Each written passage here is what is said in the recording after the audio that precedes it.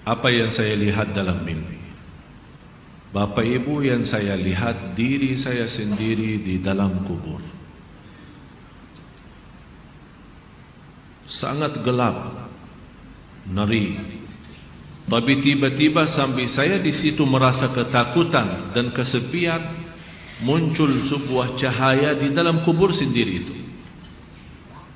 Dan saya berteriak, siapa kamu yang membawa cahaya itu?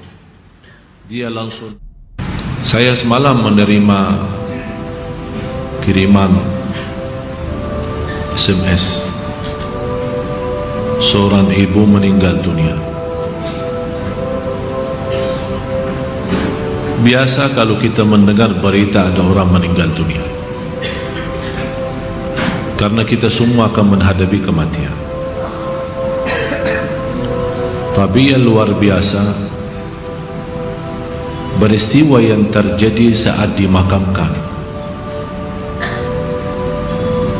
Anaknya menceritakan saat dimakamkan di antara kekuburan, begitu mendekati kuburan tempat ibunya, malah semua jamaah yang ada di saat itu sangat terasa harumannya kuburan itu.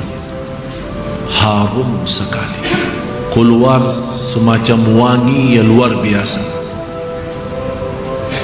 sampai orang pada pandangannya kepada yang lain, barangkali di antara jamaah yang membawa wangi-wangian yang bagus, tapi ternyata tidak, mengalir dari bawah keluar, sampai ada yang malah melihat asap-asapnya.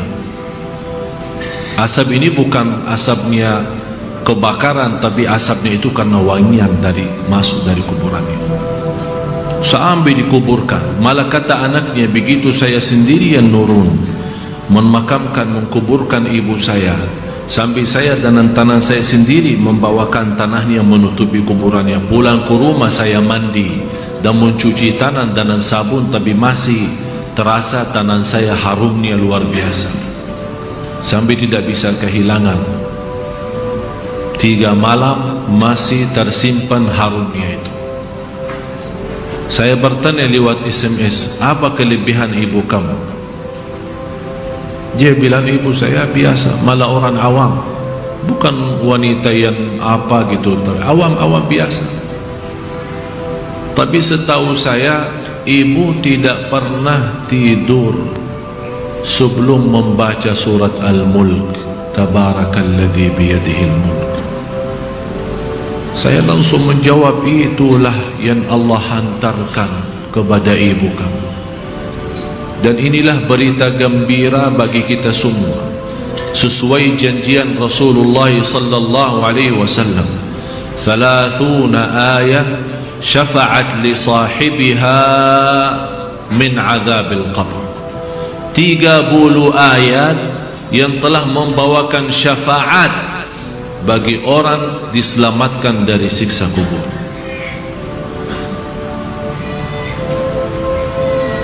Dari situ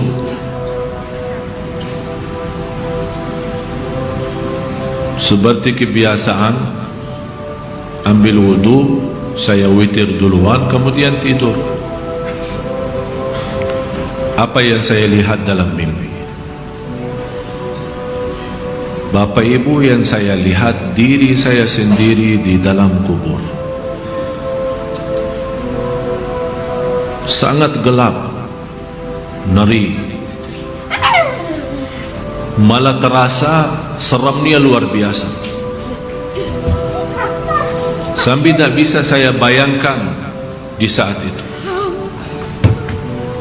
Tapi tiba-tiba sampai saya di situ merasa ketakutan dan kesepian, muncul sebuah cahaya di dalam kubur sendiri itu.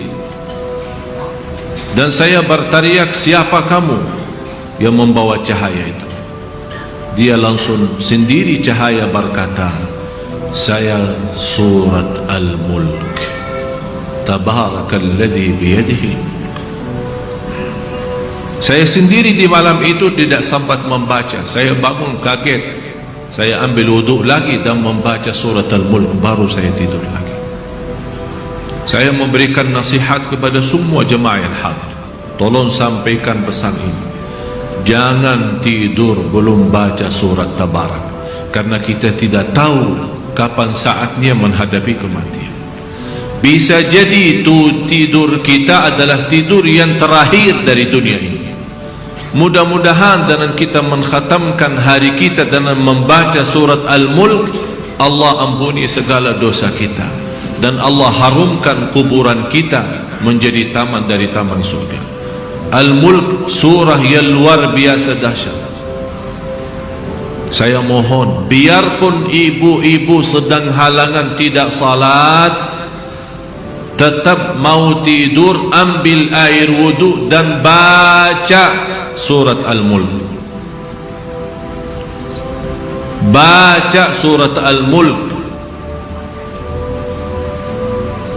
Siapapun kiainya, siapapun ustaznya, siapapun dokter yang melarang kita sebagai wanita membaca karena lagi halangan, saya sekarang berkata, ibu-ibu sedang halangan, baca surat Al-Mulk. Karena saat kematian tidak akan bisa membedakan kita lagi suci atau lagi halangan. Mati-mati. Dan Allah Maha tahu niat kita. Dan lebih baik saat kita membaca sedang halangan, jangan megang Al-Quran langsung, menyentuh Al-Quran langsung, sebagaimana saya jelaskan, bagi sarung tangan atau bagi HP kita. HP kita yang isinya Al-Quran, buka surat Al-Mulk di HP kita dan kita baca. Karena di situ anda bukan megang Quran tapi megang HP. Begitulah kita rasakan.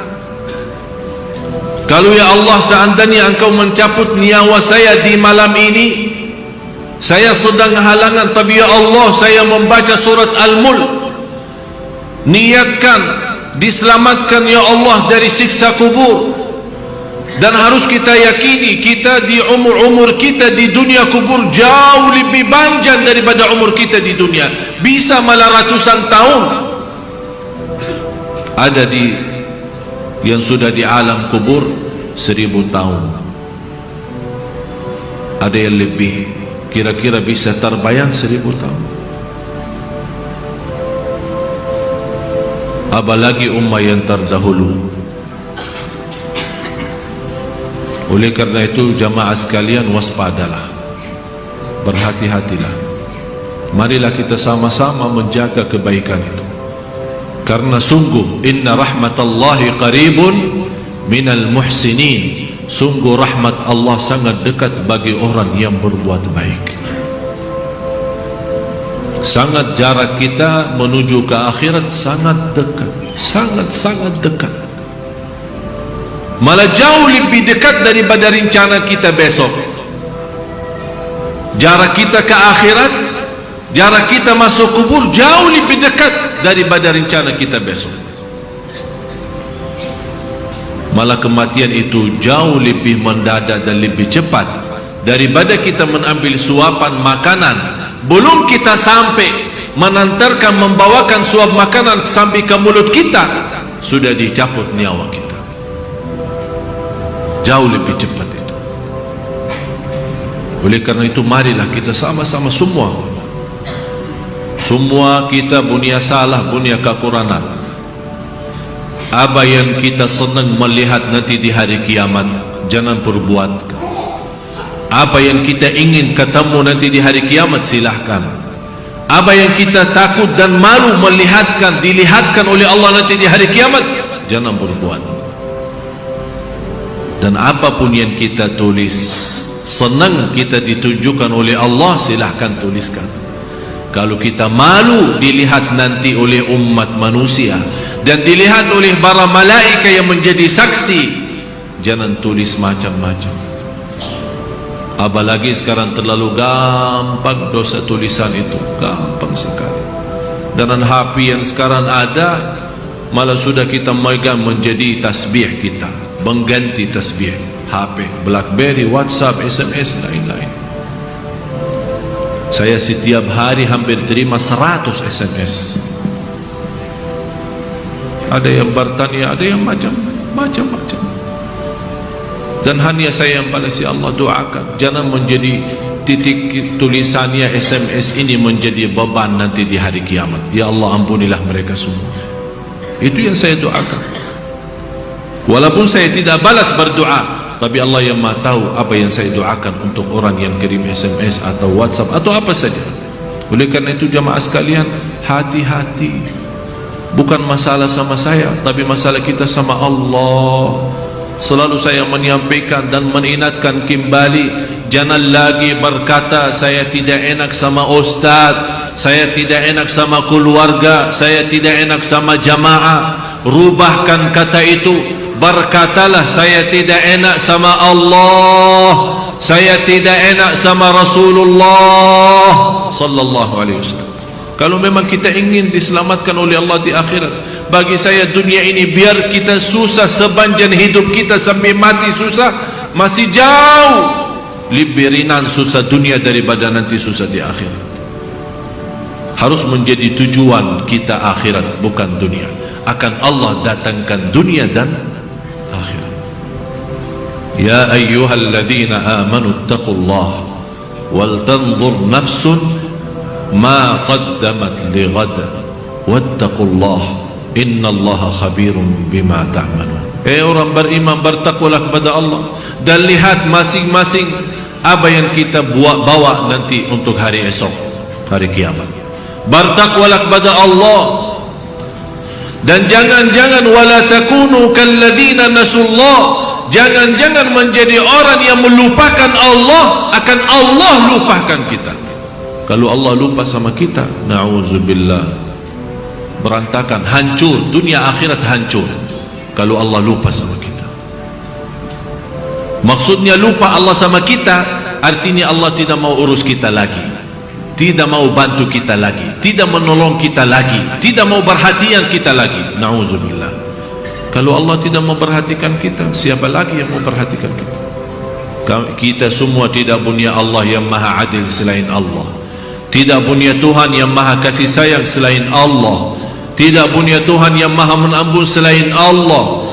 Biarpun dosa kita sepenuh bumi, tapi kita datang kepada Allah dengan ikhlas dan yakin diampuni dosa kita, dan kita berbuat kebaikan semampu kita, akan Allah ampuni dosa kita semua, biarpun dosa itu sepenuh bumi. Begitulah indahnya kasih sayangnya Allah. Mudah-mudahan semua yang hadir Allah bukakan hatinya, diberikan petunjuk kepada jalan yang benar, disucikan lahir batin, dikuatkan lahir batin agar senantiasa setiap hari meningkat iman, menaikkan takwa, menjadi orang yang berilmu dan beramal salih, agar senantiasa setiap saat, setiap waktu kita mendapatkan karunia rahmat Allah, karena sungguh rahmat Allah sangat dekat bagi orang-orang yang berbuat baik. Al-Fatihah.